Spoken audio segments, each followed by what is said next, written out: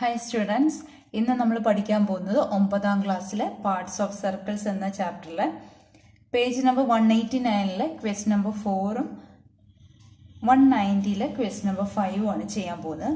ആദ്യം നമുക്ക് question number 4 discuss ചെയ്യാം.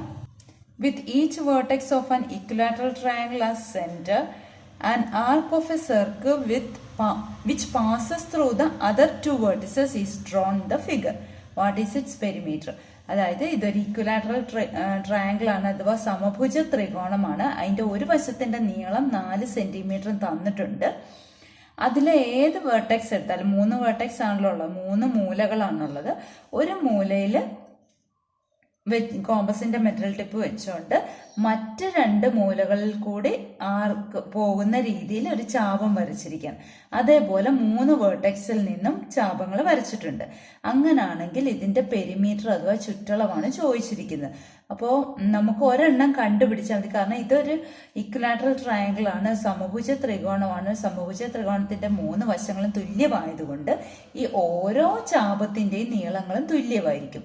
അപ്പോൾ ഒരെണ്ണത്തിന്റെ നീളം കണ്ടുപിടിച്ചാൽ നമുക്ക് മറ്റേത് രണ്ടും എളുപ്പത്തിൽ കണ്ടുപിടിക്കാം. 3 കൂടെ കൂട്ടിയാൽ മതി.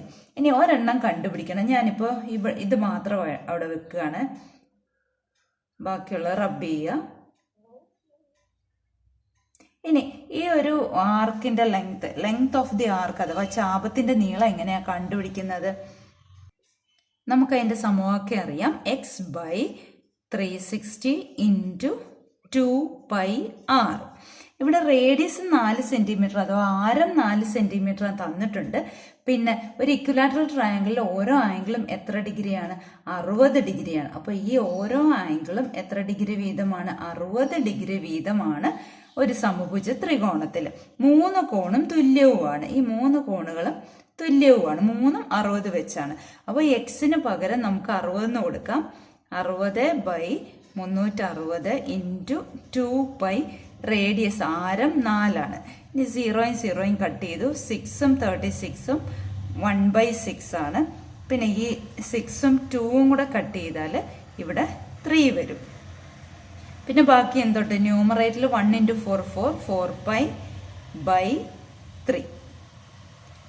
ഇതാണ് ഒരു ചാപത്തിന്റെ നീളം. ഇതുപോലെ 3 ചാപങ്ങളാണല്ലോ ആകെ ഉള്ളത്. അപ്പോൾ ആകെ പെരിമീറ്റർ എന്ന് പറയുന്നത് ഈ 3 ചാപങ്ങളുടെയും കൂടെ നീളങ്ങൾ കൂട്ടുന്നതാണല്ലോ. ഈ 3 ചാപങ്ങളാണ് ഉണ്ടായിരുന്നത്. അപ്പൊ പെരിമീറ്റർ അഥവാ ആകെ ചുറ്റളവ് സമം